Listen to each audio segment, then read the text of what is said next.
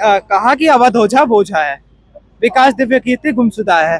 सही बात। इस राव आईएएस का जो डायरेक्टर है, ओनर है, उसका कहीं नाम नहीं है। नहीं, इसमें नाम है दो लोगों का, एक अवध ओझा का, एक विकास दिव्य कीर्ति का। मैं जो कह रहा हूँ आपको कि एमसीडी बिक गई है, एलजी बिक गया है, यहाँ का सारे नेता बिक गए हैं और सारे अधिकारी बिक गए हैं। उसकी वजह यही है कि इन सारे संस्थानों ने इतनी फीस लेकर उनको खरीद लिया है, सीधी सी बात यही है। और इसीलिए इनकी डिमांड्स नहीं सुनी जा रही हैं। बाकी बार बार दबाव बनाया जा रहा है उन पर कि प्रोटेस्ट बंद कर दीजिए। तो गुरुकुल परंपरा व्यापार परंपरा में बदल गई है। बिल्कुल बिल्कुल। हम वैद भी उसमें आग लग जाए तो पता चले कि 10 मिनट के अंदर पूरा बिल्डिंग जल के खाक हो जाएगा। उसमें मैं रह रहा हूँ और उसका फी 12,000 रुपये, 5-6 हजार रुपये समझ जाओ। 6,000, 12, 6, 18,000। सामान्य परिवार के लोग तो नहीं करवा सकते ना ये तैयारी।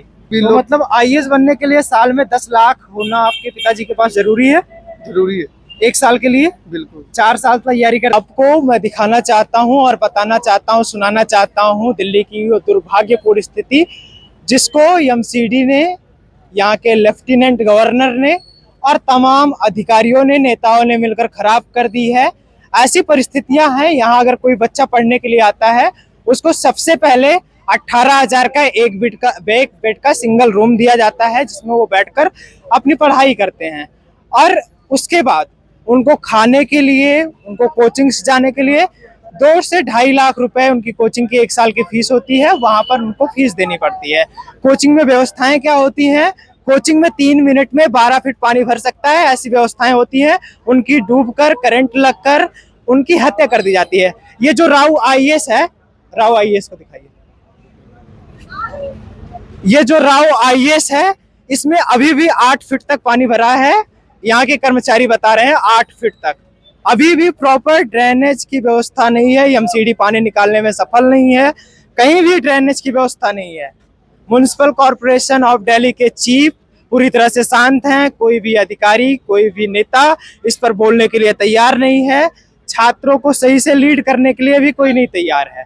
परिस्थितियां छात्रों के अनुकूल बिल्कुल भी नहीं है। वो बहुत ही मेहनत से प्रोटेस्ट जारी रख पा रहे हैं। बाकी बार बार दबाव बनाया जा रहा है उन पर कि प्रोटेस्ट बंद कर दीजिए।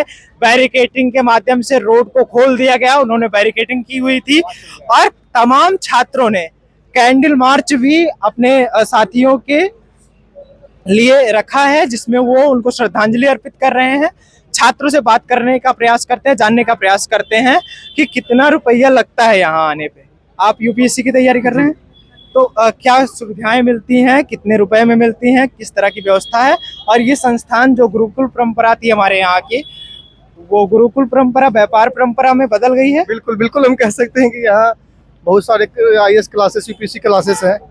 वो बहुत ज़्यादा फी लेते हैं। 1.5 लाख, 1,70,000, 1,80,000, 2 लाख, 2,10,000 तक का है। उसमें भी पीटी की अलग फी, मेंस की अलग फी, इंटरव्यू की अलग फी, सारा का फी अलग अलग होता है। ऑप्शनल का अलग फी होता है। अप्रोक्स हम टोटल को ऐड कर ले तो करीबन 2.5 लाख 3 लाख के आसपास टोटल फी हो जाता है। आपको क्या लगता है अगर हमारी यूनिवर्सिटीज जो हैं वो काबिल होती तो इन संस्थानों को हमें 2.5 लाख रुपए देने पड़ते? बिल्कुल नहीं। हमारे शिक्षा मंत्री धर्मेंद्र प्रधान अगर संसद में सही से बोल रहे होते, उसके लिए बजट की मांग कर रहे होते, उस पर डेवलपमेंट के लिए कुछ कर रहे होते तो हमारे लिए मैं एजुकेशन मिनिस्ट्री के लिए बोलना चाहूँगा और not for only Delhi, all over India के लिए कि जिस तरीके से हर डिपार्टमेंट का अलग अलग मिनिस्ट्री होता है, एजुकेशन मिनिस्ट्री भी बहुत अच्छा होना चाहिए। जो एजुकेटेड बंदा है उनको एजुकेशन मिनिस्टर बनाना चाहिए और एजुकेशन को सबसे ऊपर प्रायोरिटी देना चाहिए, जैसे कि रेल मिनिस्ट्री को दिया जाता है। सही से पढ़ लेंगे तो सही व्यक्ति को वोट कैसे देंगे? ये बात बिल्कुल बिल्कुल सही है। आप ये समझो ना कि ग्रुप डी, ग्रुप सी और यूपीएससी आईएएस बनने के लिए क्या बोलता है, हम पढ़ाई जरूरत होता है, लेकिन एक नेता बनने के लिए कोई एजुकेशन नहीं चाहिए। अंगूठा छाप चाहिए, आप नेता बन जाओगे।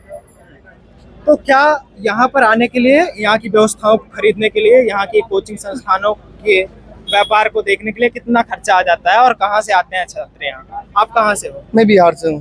बिहार से आए हो तो यहाँ पहले आए तो क्या किया आपने? यहाँ आने के बाद सबसे पहले मैंने जो फ्रेंड के यहाँ पे मैं रुका, उसके बाद में कोचिंग का पता किया कि कितना फी वगैरह क्या है नहीं है। उसके बाद मैं पीजी देखने गया। वहाँ पीजी का आपको पता होना चाहिए कि यहाँ पीजी सिंगल रूम जो है, जो कि फायर प्रूफ नहीं होता है, एक हॉल में कंपार्ट बाय प्लाईवुड का बना होता है, बैठ भी उसमें आग लग जाए तो पता चले कि 10 मिनट के अंदर पूरा बिल्डिंग जल के खाक हो जाएगा। उसमें मैं रह रहा हूँ और उसका फी 12,000 रुपये। 12,000 सिंगल बेड का। Single bed. खाने के लिए कितना लगता है? खाने के लिए वो तो आप अलग से, या तो आप मेस में खाओ, पढ़ने के लिए लाइब्रेरी अलग से, मेस में कितना खाने का लगता है? मेस का खाना तो मैं रात का खाता हूँ, दिन का अलग अलग खाता हूँ। उसमें महीने का कितना लग महीने के जाता 5-6 हजार रुपये समझ जाओ। 6,000। 12 6 18। 18,000। अब ओवरऑल जोड़ोगे तो नॉर्मल स्टूडेंट को यहाँ रहने के लिए कम से कम 25 से 30 हजार चाहिए। 25 से 30,000 महीने Normal। फीस अलग से? फीस अलग से। सामान्य परिवार के लोग तो नहीं नहीं। करवा सकते ना ये तैयारी? कर ही रहे किसी तरीके से तो कर ही रहे। नॉर्मल फैमिली के भी तो लोग। मतलब आईएएस बनने के लिए साल में 10 लाख होना आपके पिताजी के पास जरूरी है? जरूरी है। 1 साल के लिए? बिल्कुल। 4 साल तैयारी करते हैं तो 40 लाख? 3 साल 4 साल तो हाँ 40 लाख रुपए होने चाहिए आईएएस बनने के लिए? चाहिए। मैं जो कह रहा हूँ आपको कि एमसीडी बिक गई है, एलजी बिक गया है, यहाँ का सारे नेता बिक गए हैं और सारे अधिकारी बिक गए हैं।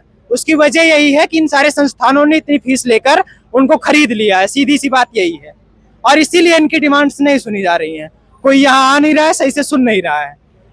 बाकी और क्या क्या समस्याएं होती हैं यहाँ? समस्या यहाँ पे यह है कि ये जो आज घटनाक्रम हुआ है, यदि इससे पहले एमसीडी वालों का ध्यान जाता है कि यहाँ जल जमाव होता है, या फिर जितनी यहाँ पे कोचिंग सेंटर है 90-95% जो कोचिंग चल रही है इसकी लाइब्रेरी बेसमेंट में है।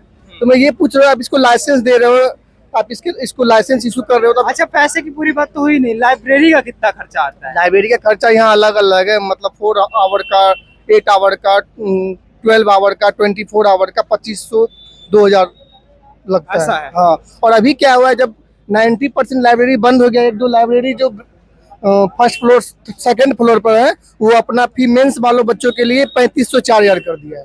जो कि 2000 में होता था, वो अभी 3500-4000 कर दिया। जो ये छात्र छात्राएं मरे हुए हैं यहाँ, जिनकी हत्या हुई है, हत्या ही कहूंगा हुई मैं। है, तो उनके क्या विचारधारा रखते हैं? उनको किस तरह से श्रद्धांजलि अर्पित करना चाहते हैं और क्यों उनके परिवार को क्या आश्वासन दे रहे हैं आप लोग? मतलब एक बात मैं बोलना चाहूंगा कि जो बच्चे मरे हैं वो कहीं न कहीं वो अपने माँ बाप का होनहार बच्चे होंगे, वो अपने गांव के, अपने जिला के होनहार बच्चे होंगे। और वो होनहार बच्चे यूपीएससी क्रैक करने आए थे, उनका लेवल यूपीएससी का बच्चों का शायद निकला भी था प्री। हाँ, एक नीलेश राय करके हैं जिनका प्री निकल गया था, जो कि क्रेन छूने से, वो सॉरी गेट में जो करेंट आ गया था उसको छूने से उनका पिछले 8 दिन पहले उनका भी मौत हुआ है पटेल नगर में। पटेल नगर में वो भी राउज आईएएस के ही लाइब्रेरी के स्टूडेंट थे। हाँ। नीलेश राय। अब इस पूरी कंट्रोवर्सी में इस राव आईएएस का जो डायरेक्टर है, ओनर है, उसका कहीं नाम नहीं है। नहीं, इसमें नाम है 2 लोगों का, एक अवध ओझा का, एक विकास दिव्य कीर्ति का। इनकी भूमिका को कहाँ देखते हैं और इनसे आपको उम्मीदें क्या है? अवध ओझा सर और विकास दिव्य कीर्ति सर को तो बच्चे इसलिए याद करते क्योंकि वो इथिक्स पढ़ाते हैं, वो नैतिकता का बात करते हैं। तो जो बच्चे पे यहाँ पे खड़े हैं, हम ढूंढ रहे थे कि सर आप नैतिकता का बात सिर्फ क्लासरूम में करते हो, ग्राउंड लेवल पे आप क्यों नहीं आ रहे हो? बच्चों ने कहा कि अवध ओझा बोझा है, विकास दिव्य कीर्ति गुमशुदा है। सही बात है। सही बात है, बिल्कुल सही बात। दिखेंगे नहीं वो लोग? कहाँ दिख रहे हैं? आप पढ़ाने के लिए, फी के लिए आप अपने इंस्टीट्यूट में बैठे हुए हो। अब ओझा सर का एक स्टेटमेंट है जो कि न्यूज पे आके बोले हैं कि 10 बच्चे मिलके मेरे क्लासरूम में आए, मेरा क्लासरूम 50 मीटर के डिस्टेंस पे है। तो सर आप ये भी बताओ, जहाँ पे प्रोटेस्ट होगा बच्चे उठ के वहाँ पे सर से मिलने जाएंगे, या सर को चाहिए कि यहाँ आके बच्चे के साथ कोऑपरेट करे, सपोर्ट करे, बच्चे को लीडिंग करे, लीडरशिप? आपको ये नहीं पता है कि चोर चोर मौसेरे ही भाई होते हैं? बिल्कुल, ये बात सही है। इससे तो यही क्लियर हो रहा है ना कि सर सिर्फ नैतिकता का बात क्लासरूम में करते हैं, लेकिन रोड पे आते तो सारा नैतिकता धरा का धरा रह जाता है। तो अब ये सारी व्यवस्थाएं सुधर सकती हैं कभी, कि आपके आंदोलन को बंद करने का प्रयास किया जा रहा है? नहीं, आप तो देख ही सकते हो कि कल तक यहाँ बैरिकेड्स पूरा लॉक था और आज पता नहीं क्या है, नहीं है। पुलिस बोल रहे हैं ऊपर से ऑर्डर आया है कि आप यहाँ पे लाइन अप करो, साइड करो, और आप देख ही सकते हो कंडीशन यहाँ पे। दिखाओ भैया, आप कंडीशन देखो कि बैरिकेड्स कर दिया, सारा रास्ता ओपन हो गया है। और जो प्रोटेस्ट कर रहे हैं बच्चे 100, 200, 300 बच्चे हैं, और अब इनके आवाज को दबाया जा रहा है, हम लोग की आवाज को दबाया जा रहा है। भैया अभी परसों रात को बारिश हुई, मैंने देखा कि ये पुलिस बैरिकेडिंग आधी डूबी हुई थी, मतलब, और अभी भी पानी भरा हुआ है। 27 जुलाई को घटना हुआ है और अभी भी बेसमेंट में पानी भरा हुआ है, जैसा कि ऑफिसर बता रहे थे, 8 फीट 10 फीट पानी भरा हुआ है। और बीच में बारिश हुआ है, नहीं दे रहा है, बीच में बारिश हुआ है, फिर से इतना इतना बारिश पानी, बाहर से नहीं दिखाने दे रहे। परसों बारिश हुआ है, दोबारा से पानी इतना आ गया है। तो आप ये बताओ कि एमसीडी क्या कर रही है? ठीक है, अभी हम उस ड्रेनेज व्यवस्था को भी देखने जाएंगे, जिस बेसमेंट में हत्या हुई है उसको भी देखने जाएंगे, वहाँ के पानी को भी दिखाएंगे आपको किस तरह की और स्थिति है। एक मेन बात मैं कहना चाहूंगा कि जो घटनाक्रम हुआ है, एमसीडी एक एसयूवी ड्राइवर को पकड़ा है। थार का मालिक है थार नहीं वो। था, फोर्स कंपनी की गाड़ी थी, अच्छा, फोर्स की गाड़ी थी, थार नहीं था। तो आप उसको पकड़े हो, आप किस बेस पे उसको पकड़े हो? ये तो वही वाला बात हो गया ना कि आपस में जब दो पेरेंट्स के मुंह में जीरा। आपस में जो दो पेरेंट्स लड़ते हैं ना, तो अपने बच्चे को मार देते हैं। आप वही काम किए हो ना।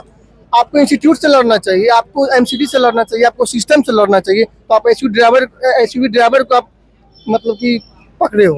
आप किस बेस पे काम कर रहे हो? आप ब्यूरोक्रेट्स हो, आपका मेंटलिटी क्या है, आप किस बेस पे आप जांच कर रहे हो, आप ये समझ सकते हो। ठीक है, तो हम यही अपनी नजर बनाए हुए हैं और तमाम छात्रों ने आपको बताया कि कितना खर्चा लगेगा अगर आपको अपने बेटे को आईएएस बनाना है। जो बाप 40 लाख देकर अपने बच्चे को आईएएस बनाएगा, वो उम्मीद भी करेगा कि मेरा बेटा 40-50 लाख महीने का कमाए, और इसीलिए हमारे देश के आईएएस रिश्वत लेने में पूरी तरह से बदनाम है। यही कारण है। बाकी आप तमाम अप्रत्याशियों के विषय में, यूपीएससी संस्थानों के विषय में, अवध ओझा जी के विषय में, विकास दुबे कीर्ति जी के विषय में, यहाँ की एमसीडी के विषय में, लेफ्टिनेंट गवर्नर के विषय में और तमाम नेताओं के विषय में, संसद में इनके लिए आवाज क्यों नहीं उठ रही है उसके विषय में क्या समझते हैं, अपनी राय कमेंट बॉक्स में जरूर दें।